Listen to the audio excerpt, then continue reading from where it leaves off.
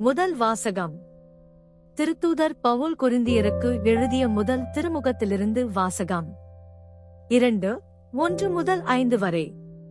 சகோதரர் சகோதரிகளே, கடவுளைப் பற்றிய மறைபொருளை அறிவிக்க நான் உங்களிடம் வந்தபோது மிகுந்த சொல்வன்மையுடனோ ஞானத்துடனோ வரவில்லை. நான் உங்களிடையே இருந்தபோது மெசியாவாகிய இயேசுவைத் தவிர, அதுவும் சிலுவையில் அறையப்பட்ட அவரைத் தவிர வேறு எதையும் அறிய வேண்டும் என்று நினைக்கவில்லை. நான் உங்கள் நடுவில் வலுவற்றவனாய் மிகுந்த அச்சத்தோடும் நடுக்கத்தோடும் இருந்தேன். நான் பறைசாற்றிய செய்தி ஞானத்தின் கவர்ச்சியான சொற்களில் அமையவில்லை. ஆனால் அது தூய ஆவியின் வல்லமையை எடுத்துக் காட்டுவதாக அமைந்தது. உங்கள் நம்பிக்கைக்கு அடிப்படை மனித ஞானம் அல்ல, கடவுளின் வல்லமையே. ஆண்டவரின் அருள்வாக்கு. இறைவனுக்கு நன்றி. நற்செய்தி வாசகம். லூக்கா எழுதிய தூய நற்செய்தியிலிருந்து வாசகம். 4:16-30 வரை. அக்காலத்தில் இயேசு தாம் வளர்ந்த ஊராகிய நாசரேத்துக்கு வந்தார்.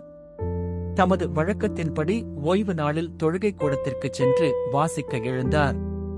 இறைவாக்கினர் எசாயாவின் சுருளேடு அவரிடம் கொடுக்கப்பட்டது.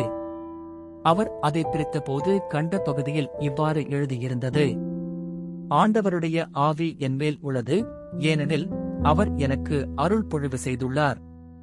ஏழைகளுக்கு நற்செய்தியை அறிவிக்கவும், சிறைப்பட்டோர் விடுதலை அடைவர், பார்வையற்றோர் பார்வை பெறுவர் என முழக்கமிடவும், ஒடுக்கப்பட்டோரை விடுதலை செய்து அனுப்பவும் ஆண்டவர் அருள்தரும் ஆண்டினை முழக்கமிட்டு அறிவிக்கவும் அவர் என்னை அனுப்பியுள்ளார். பின்னர் அந்த ஏட்டைச் சுருட்டி ஏவலரிடம் கொடுத்துவிட்டு அமர்ந்தார். தொழுகை கூடத்தில் இருந்தவர்களின் கண்கள் அனைத்தும் அவரையே உற்று நோக்கியிருந்தன.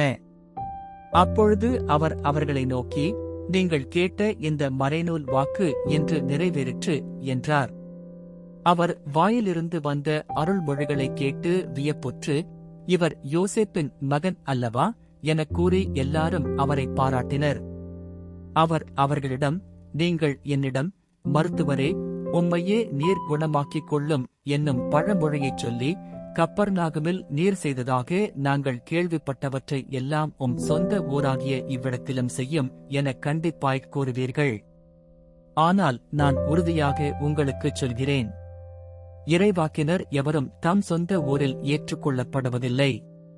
உண்மையாக நான் உங்களுக்குச் சொல்கிறேன், எலியாவின் காலத்தில் 3½ ஆண்டுகளாக வானம் பொய்த்தது, நாடெங்கும் பெரும் பஞ்சம் உண்டானது. அக்காலத்தில் இஸ்ரவேலரிடையே கைம்பெண்கள் பலர் இருந்தனர். ஆயினும் அவர்களுள் எவரிடமும் எலியா அனுப்பப்படவில்லை. சீதோனைச் சேர்ந்த சாரிபாத்தில் வாழ்ந்த ஒரு கைம்பெண்ணிடமே அனுப்பப்பட்டார். மேலும் இறைவாக்கினர் எலிசாவின் காலத்தில் இஸ்ரவேலரிடையே தொழுநோயாளர்கள் பலர் இருந்தனர். ஆயினும் அவர்களுள் எவருக்கும் நோய் நீங்கவில்லை. சிரியாவைச் சார்ந்த நாமானுக்கே நோய் நீங்கியது என்றார். தொழுகை கூடத்தில் இருந்த யாவரும் இவற்றைக் கேட்டபோது சீற்றங்கொண்டனர். அவர்கள் எழுந்து அவரை ஊருக்கு வெளியே துரத்தி அவ்வூரில் அமைந்திருந்த மலை உச்சியிலிருந்து கீழே தள்ளிவிட இழுத்துச் சென்றனர். அவர் அவர்கள் நடுவே நடந்து சென்று அங்கிருந்து போய்விட்டார். ஆண்டவரின் அருள்வாக்கு. கிறிஸ்துவே உமக்கு புகழ்.